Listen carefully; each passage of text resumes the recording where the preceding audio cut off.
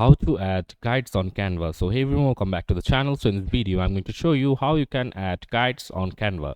So first of all, you need to open a new design where you will add the guides for, and you just have to simply click on the file option from here, and you just have to go to the settings option and make sure the show rulers and guides option is always on, and then you just have to simply click on add guides. And here you can see the guides option like 12 columns. If you click on 12 columns, as you can see, the guide is formed like this one, and you can see the 3 columns. It will show the design in 3 guides, and if you click on 3 by 3 grid, it will show like this. And you can also add custom guides like 5, and you can also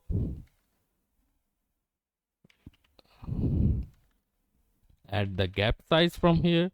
And if you click on add guides, as you can see, the guide is already here. And if you want to customize it, you just have to simply click on unlock, and after clicking on unlock, you can just customize the guide as your liking, and it will help you to design your specific design on better alignment.